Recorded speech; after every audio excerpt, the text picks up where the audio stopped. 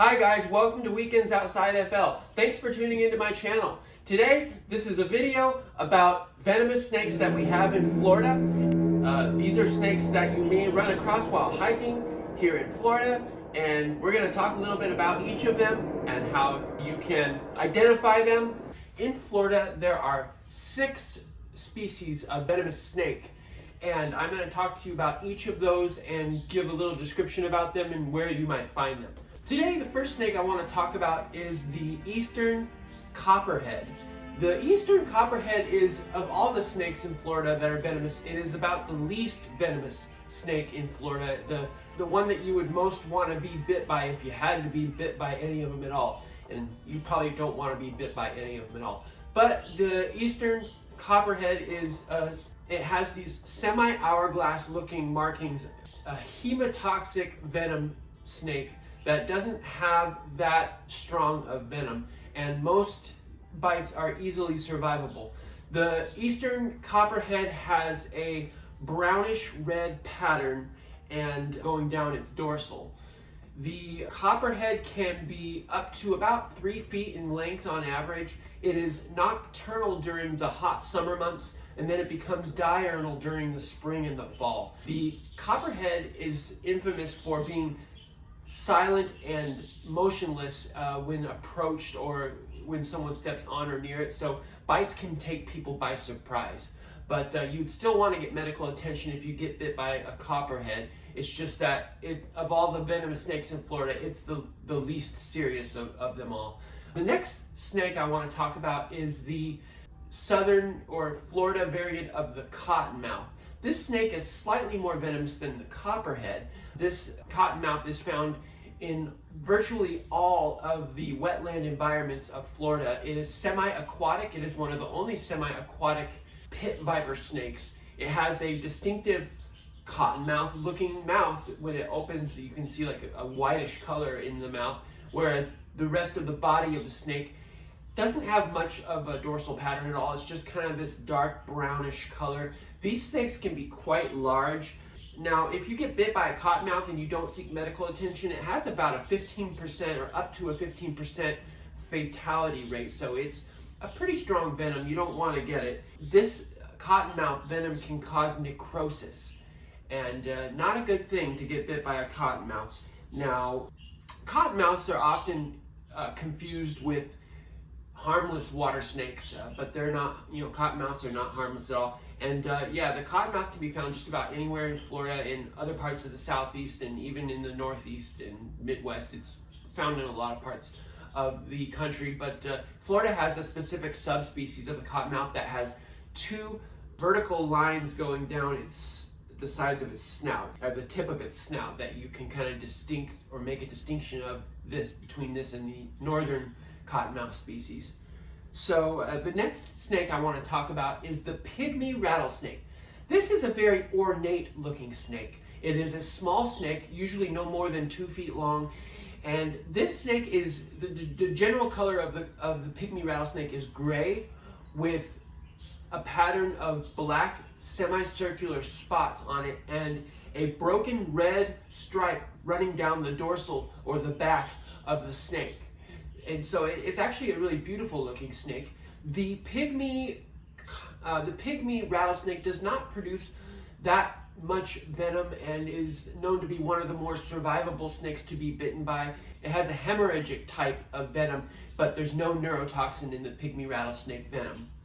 The pygmy rattlesnake, when it rattles, it has a small rattle. It makes kind of like a buzzing sound that you can only hear from a few feet away. It's not very loud. The next snake that I want to talk about is the eastern diamondback. Now, I actually posted a video just a couple days ago running into an eastern diamondback snake on one of my hikes, and this snake, while it's said to not be that aggressive, I feel like this snake can be quite aggressive. It became really pissed off when I got anywhere near it and was ready to strike if I had gotten any closer. The eastern diamondback is one of the most dangerous snakes in North America.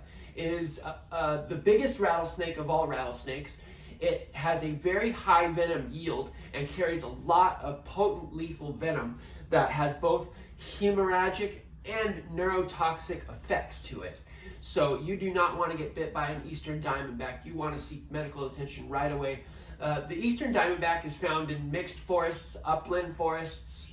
It's found in a lot of Florida environment, and is found virtually through all of Florida and most of the extreme southeast parts of the United States. You do not want to encounter or get bit by a eastern diamondback rattlesnake. Just not something you want. No good. Now, the eastern diamondback has a pattern on it. It's got like a light tan background on the color of the snake, and then has a series of large, roughly diamond-shaped spots going down its back. Pretty distinctive when you look at it closely that it's a eastern diamondback. It's also related to another species of diamondback called the western diamondback, which is rather similar looking to the eastern diamondback, but they are separated geographically and they are distinct from each other. The western diamondback is also quite a venomous species as well. The next snake that I want to talk about is the timber rattlesnake.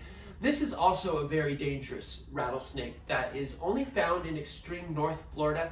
There is a subspecies called the canebrake rattlesnake, which actually looks similar to the pygmy rattlesnake, but instead of a broken red stripe running down its back, the canebrake rattlesnake has a solid orangish, reddish stripe running vertically down its back.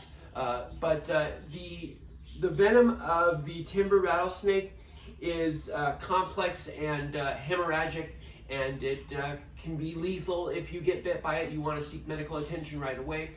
Now, the timber rattlesnake has a pattern that does have some similarity to the eastern diamondback, but instead of just single diamonds running down the back of the eastern or of the timber rattlesnake, the timber rattlesnake has more of like roughly shaped horizontal stripes going down the back of the rattlesnake. You want to Google pictures of it to see what I mean. In fact, you should Google pictures of all of the snakes that I'm talking about today just to get a good mental image of what they look like so you can recognize them when you're out on the trail.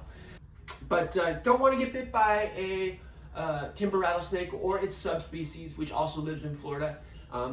And with that being said, the last venomous snake in Florida is the coral snake.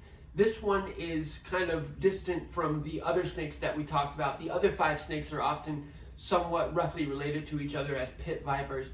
But the coral snake is special. Its venom is distinct from all the other snakes we talked about in that it's a potent, very lethal neurotoxin. The coral snake has a bite that can deliver up to 20 milligrams of lethal neurotoxic venom, yet only 5 milligrams is needed to kill a human. The only saving grace involving the coral snake is that because of the design of its fangs, it's not the most efficient at biting humans when it bites. So oftentimes it turns out that the amount of venom a person receives when receiving a bite is not as much as it could be. So fortunately, that limits to some extent the amount of fatalities involved with coral snakes.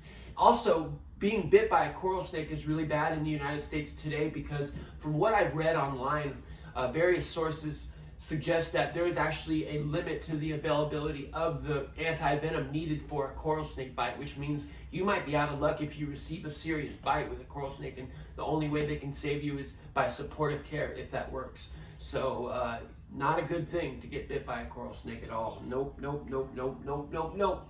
The coral snake is found throughout Florida. It is diurnal, and it can be up to 5 feet long. So it's a big snake. Now, what does a coral snake look like? Well, the coral snake has the phrase, red next to black is a friend of Jack, red next to yellow can kill a fellow. So basically, the coral snake looks a lot like the scarlet king snake, but the difference is the coral snake has a pattern of red, then a stripe of yellow, then black, then a stripe of yellow, then red, then a stripe of yellow. So it's got red bordering yellow, whereas the scarlet king snake has red bordering black, then yellow in the middle, then black bordering red again, then bordering black. Does that make any sense? Yeah, they look very similar to each other, but the scarlet king snake is actually a nocturnal snake, and they just do a mimicking to ward off predators and things like that.